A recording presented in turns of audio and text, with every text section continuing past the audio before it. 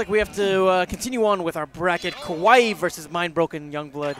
Let's not forget Mind Broken. Oh, yes. They lost a man early on. But Youngblood, he's eager to bring this back and stay in this bracket as long as he can so he can get revenge for those his fallen brethren. Yeah, against those Spartan Squad heathens. Good stuff. He's going to use that.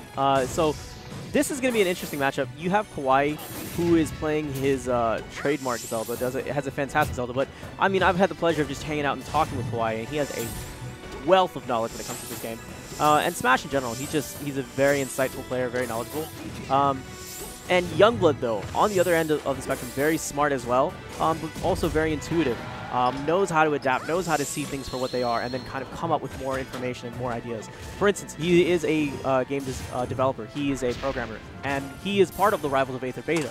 So whenever he and I sit around and we're talking about characters and kind of balance and game design and how everything works, he's very intuitive. He sees things and sees the advantages, disadvantages, and pros and cons. So he's a very good job at weighing those options. Oh, I thought he was going to be landing that knee. Finds the bear. It's not going to be enough, though. Kawaii's going to make it back, and you're seeing him using that Din's Fire, trying to just safeten his approach a little bit. Whoa!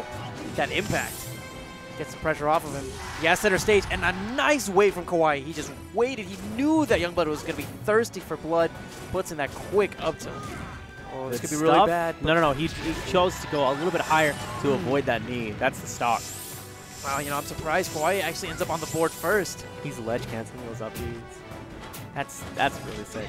Okay. Is this the knee? No.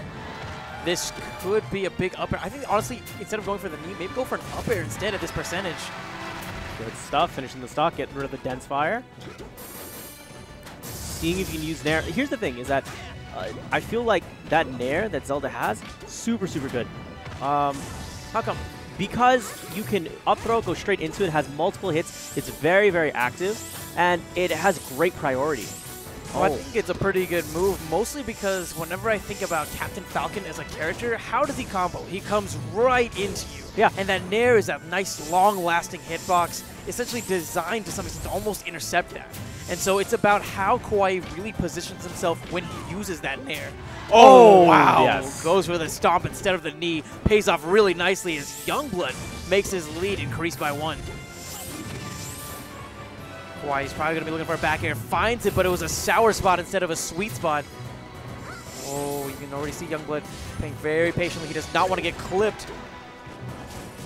Interesting use of the jab there. You know, I thought he was going to be going for a grab instead, seeing as Kawaii was at a much lower percentage.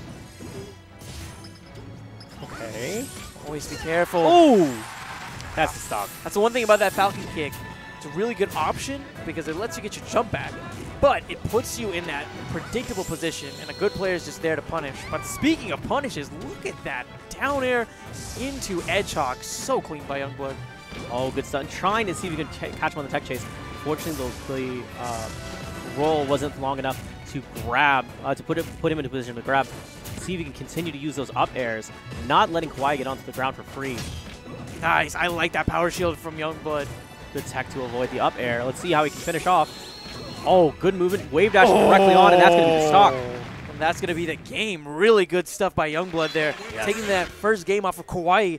I like the little things, though, that Kawaii was doing. Yep. You know, he did a really good job of throwing out those Din's Fires whenever he needed to recover. I liked his DI as well. Dude, the ledge cancels on that teleport. Are you kidding me? The teleport game was so clean from Kawaii. He was abusing that fact that he can move anywhere so quickly and efficiently. He said, you have to choose how you're going to approach me. And when you whiff, I'm going to be on the other side of the screen and just chill, right? So, let's see if we're going to get into this next one. Interesting choice. Let's see, we're going to get Gentleman to get stuffed out by the crouch cancel. Is he going to? Don't swap the sheet. He's not going to swap the sheet. Yeah, I think that was a mistake. He was probably holding down to crouch cancel and then pushed B on accident. Yeah. Good stuff with the tilt straight into the up smash. Good. Okay, so something else that I wanted to also talk about is how great it is to have dense fire, particularly at neutral. You have a couple of things that are hard stop buttons on Falcon. No, he's good. Oh. That's why he picked this stage. It's because it's the blast zones are a bit wider out, right? So he can afford to take those knees if he DIs proper, and he's closer into the center of the stage. Interesting. You see Kawaii, he switched to Sheik intentionally. I think he's probably going to be looking for a pop-up into a fair, seeing Falcon's percentage right now. Off the top. double up airs instead. Interesting. Yeah. Are we going to be seeing the swap back, or is he going to be staying Sheik? I think he'll stay Sheik. You know, this is, I think Armada says that a good Sheik shouldn't really lose this match. Mostly because Sheik has such a solid punish game against Falcon, and on top of that, Sheik has just really good coverage when it comes to edge guarding, and Falcon, what he's very lackluster at is recovery, as we're seeing right there. Kawaii just all over Youngblood. That tech rollout is what killed Youngblood. If he had tech rolled in, he would have opted for more damage, but he would have had safer positioning, and he wouldn't have gotten ended that way. Because Falcon has a lackluster recovery. You have to be really careful. Good up throw, seeing if he can get those up airs. Tries to see if he can set up for that knee. He's getting the positioning that he wants. He needs to see if he can get Kawaii to choose the option that's going to kill him. Up air. We can see why Kawaii picked this stage. Those clouds means that even at positions like that, Kawaii has a lot of options as to where exactly he's going to teleport. Youngblood hasn't been able to really punish those teleports either. Yep. Good up throw. Not going to get the knee. DI'd out. Good choice. Waiting. There it is. He missed that waveland. Unfortunate for Kawaii. There's the knee. He has a little bit of invulnerability. Will he switch? No, he's staying Sheik. That's and Youngblood with the SD. It's okay. He can. Here's the thing with Falcon is that there's a lot of volatility. He just needs to make some quick choices, get positioning, and then try to finish quickly. You know, I can appreciate that Falcon kick because of the mix-up factor, but at the same time, he can't keep doing that, mostly because, especially at those lower percentages, Sheik has some super quick options that just mean a world of trouble for Falcon. Yeah, the reason why he's doing it airborne is because it ends up being a launcher, right? If you can do that, right. If you can do that, and particularly on the edge as well, what he can do is that he can platform cancel that and then go straight into a normal from there. Let's see. Gentleman, knee on the other side of the stage. Not going to get the second one. He's just waiting. He's doing a good job bringing this game back. Can he make the conversion? Instead, Yes. Kawaii runs off, gets that fair, and we're going to game number 3. We are. I think the swap to Sheik was a good choice from Kawaii. He did a good job of playing to the character's strengths, getting those combo opportunities early, and whenever it came to positional advantage and using those needles, he was there and did it effectively. And recognized that Falcon just doesn't have a good recovery period, so just shove him that much further off and let him deal with that World of Hurt. World of Hurt indeed. You know, that being said, Youngblood did a really good job of bringing that game back. Yes. He had that unfortunate SD, but he was still able to make it relatively close. Kawaii did a really good job just staying in there, getting that fair when he needed to. Yep. I gotta appreciate Kawaii's, clutch factor. And it was a really smart decision, not only with the character swap, but also the stage change. Honestly, I think that he planned this from the beginning. Yeah. Game number 3, going to Yoshi's. Interesting pick, actually. I think he picked this because the sides allow him to do the wall jump whenever he wants to recover. Sure. Giving Falcon a little bit more room for variability when it comes to recovery options. Granted, that is if he can survive, right? Oh, yeah. Like I said before, Sheik, so many great edge guarding tools in general, but this will allow Youngblood to go low and potentially even avoid some of those walls that Kawaii will set up near the edge. Good grab. No, not to get the up air. Yeah, maybe. There it is. Up throw knee. Super, super efficient. Oh, yeah.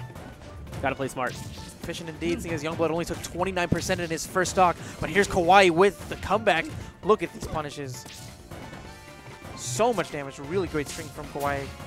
Let's see. Tries to get Nair. Ends up going straight into the gentleman right after. Punish? No. Yeah. Good stuff with the down tilt. Stuffing that approach. He's going for the Nair instead. He wants to get that guaranteed forcing of Falcon off of the stage rather than that possible KO with the fair. Moving. Go for the grab. No, just out of range. Good stuff with the down smash. Oh, he tried to catch Youngblood, but ends up catching the Raptor boost off stage instead. Youngblood extends his lead, but Kawaii makes it just one. Let's see. Good stuff. Drops him with the knee. Up airs.